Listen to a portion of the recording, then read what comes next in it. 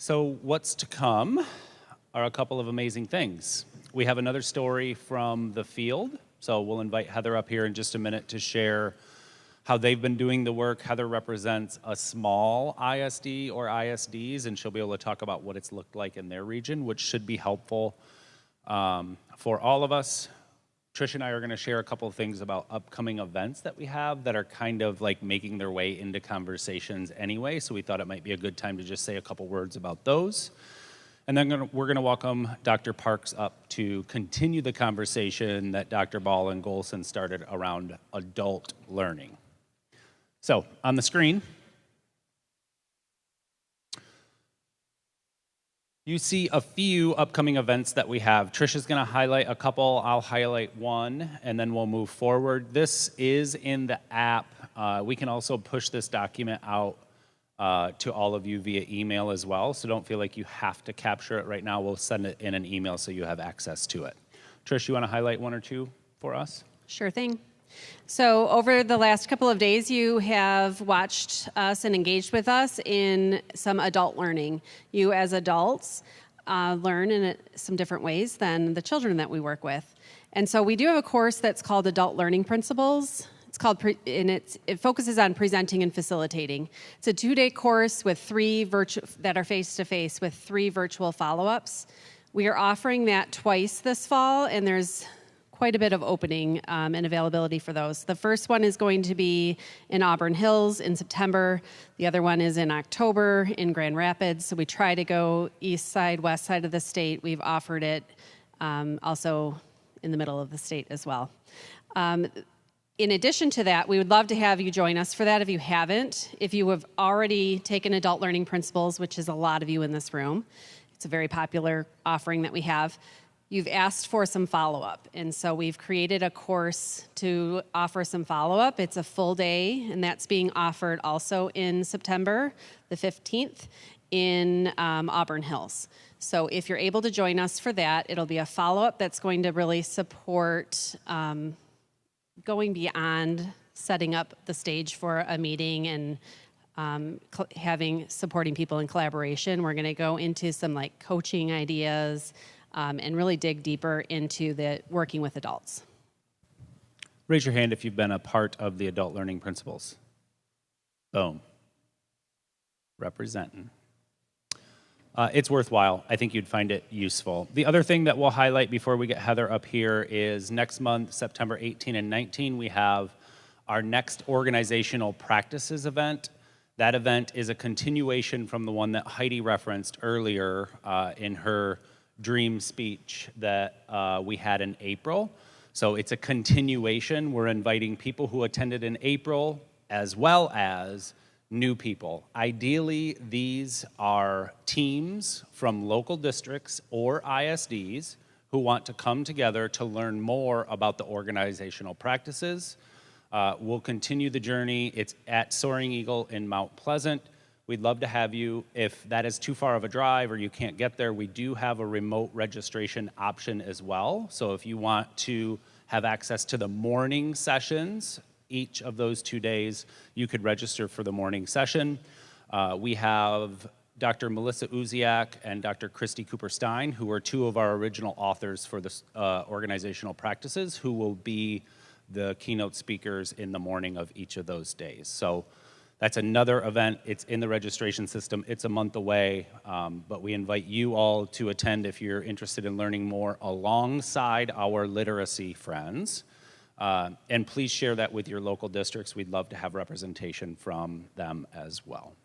Those are a couple of the upcoming things that we have going. Like I said, we'll share this out, and we'll also use it to preface some of the breakout sessions that we have tomorrow, because the breakout sessions tomorrow, a couple of them are really centered on some of the longer term work that we have coming. So stay tuned. All right, so without further ado, we will move forward. If I could get this slide to go.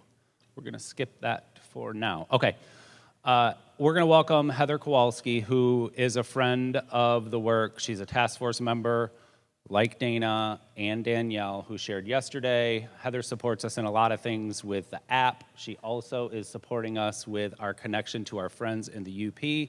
Shout out to our friends in the UP. And she's going to talk a little bit about what the work has looked like for her and those she serves. Round of applause. The green button. Thanks, guys. They bribed me to come up here and talk, 'cause this is not ideal by any means, being on a stage. But I work at COP-ESD, so Sheboygan at Otsego Prescale, so I am as far north as you can go without going over the bridge.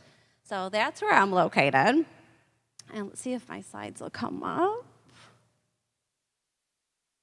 Do I have to press it again? Oh, there they are. So a little bit about kind of where I serve and what I do. So as you can see, some demographics there for COP. And so we cover a very large area, 2,100 square miles. And we have a couple of coaches in our area, but more so, as probably a lot of you, they're actually kind of interventionists. So not a lot of coaches. One math consultant, who's me, and I am a half-time math consultant. So I actually spend the other half of my job is I am tech integration consultant. I am the director of RMC3. I'm the current president of the RMC Association. I serve as the secretary of the Michigan Math Network. I'm on the early math task force, the SAT task force, and all other duties as assigned. So I have a lot of roles. So when you come from a small ISD, there's not a lot of people, right? So we do everything we possibly can. And I'm not saying this for you to feel bad for me, because I love what I do. Like, I wouldn't have it any other way. I'm never, ever bored. So that's kind of like what I do. But the neighboring ISD, Shar-M, does not have a math consultant. So they contract with COP, and I give some of my days over to them as well. So I do professional learning for Shar-M as well. So large area, half-time math consultants. So I just give you that to show you that it is possible to still roll out this work. I'm very passionate about it, and I'm going to talk to you a little bit about a train-the-trainer type model that we're using in our area to kind of reach our teachers. So what was needed for us is we need some high-quality professional learning. We need to obviously enhance local leadership capacity, because I don't have capacity to be in all the schools rolling these out to all of our teachers.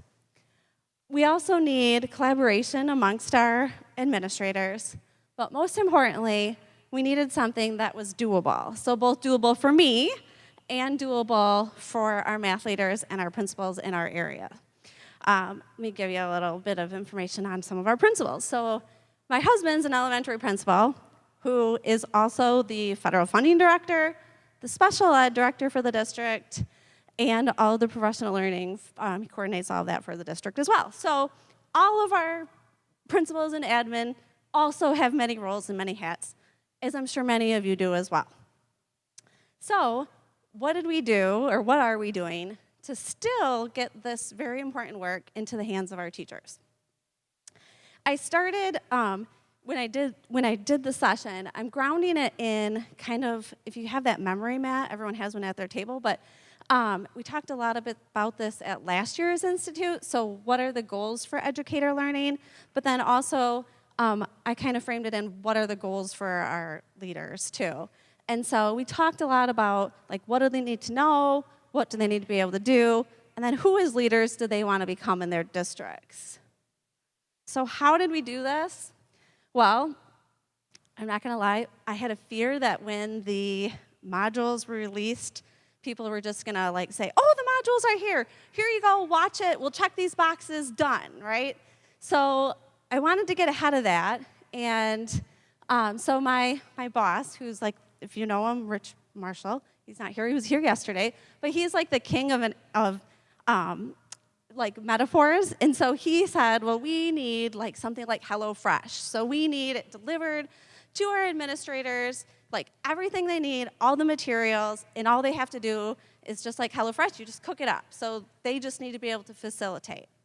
So I created a session for our leaders. So we had, and I did one in CHARM and one in COP, so I did 2 sessions right after EIP 5, the launch of the module, came out.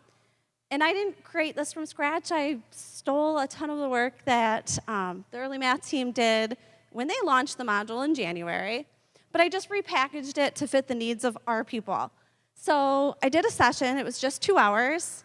The whole first part of the session was on the educator learning. So we talked about knowing, doing, becoming.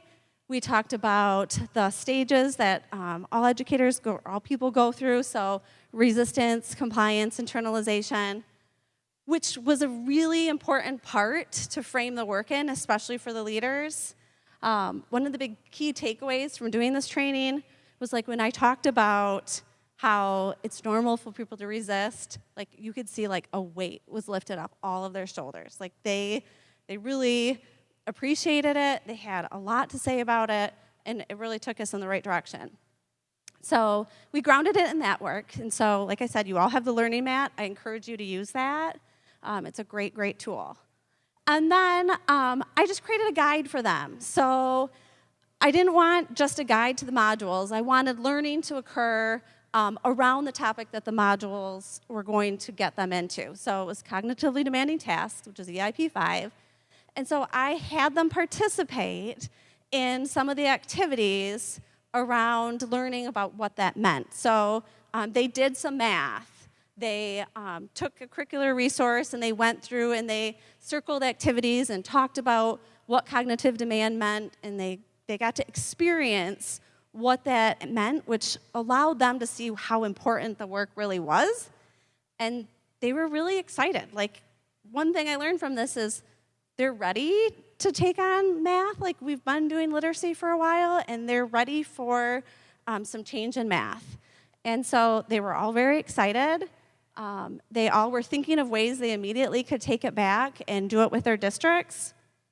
And I'm already thinking of, like, when the next module comes out, how can I make it packaged for them again so they can just go back and do it? So in the guide that I created, and it's linked on the slide, so feel free to take it, steal it, do whatever you want with it. But literally, it is like slides, and it tells you, like, this is what you do on this slide. Here's an activity, how you can run it. And so it's step by step, and it's enough for multiple sessions. And so they can use it for PLCs, they can use it for grade level meetings, they can use it for half-day PDs, whatever fits the need of their district, it's there for them to use and to take, and they don't have to do the planning. Plus, they got to experience it when they were with me, so they know what to expect. They were comfortable, they seemed confident, and they were really excited. So that's kind of how we're rolling it out. And you know, I know earlier everybody talked about creating a team. We don't have a lot of people to create a team, so like I feel like now these people have a community, because when the leaders come together for me to train them on what to do, that is like our team. So that's our community that they now have for support and to try and take back and recreate in their own districts. So that's a little bit what we are doing. It's not like anything I really created. I just stole it and changed it, but it's working for us. So yeah, I encourage other people to try it. And if you have questions or you want to steal it, take it and reach out if you want to talk about it. That's all I got.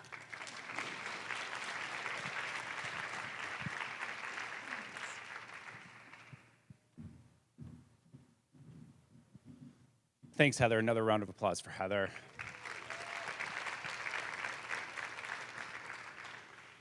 As we hear in each of those 3 stories, the resources that we have across the state are not exactly the same. So context is really important. Making tools and things that are adaptable and flexible is really important. So thank you, Heather, and also to our other 2 teams who have shared. I've heard a few different times already that those stories are really helpful because it gives us an idea of what work could look like for our specific contexts in the future. So thank you. We will venture into our next part, which is Dr. Amy Noel Parks, who's going to continue the conversation around educator learning, and then we'll move forward from there. So welcome again, Amy.